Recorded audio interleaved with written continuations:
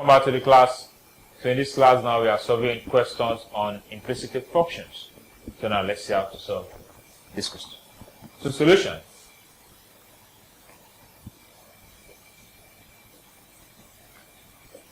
So we have to differentiate each one of the x and y. We have to differentiate them separately. So let's differentiate x now. When you differentiate x, you don't put the x over the x. When you differentiate y, you put the y over the x because we are looking for the y over the x. So differentiating x here, we are having 2x. Plus when you differentiate this, we are having 2y, the y over the x. Equals, so when we change the constant, we have 0. So now we have 2x. So let's take 2x to the other side.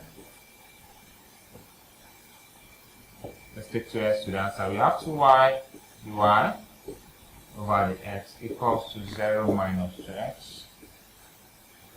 So we have 2x, the y over the x equals to minus 2x.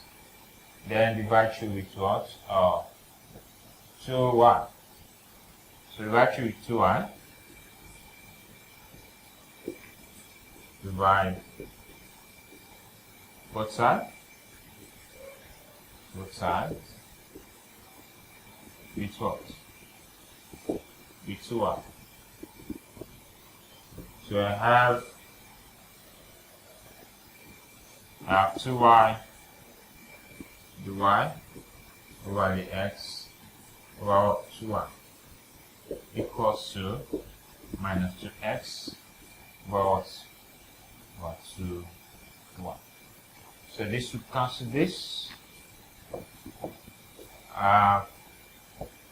The y over the x equals to minus, these two we cancel these two, we have minus x over what? Y. And x over what? Y.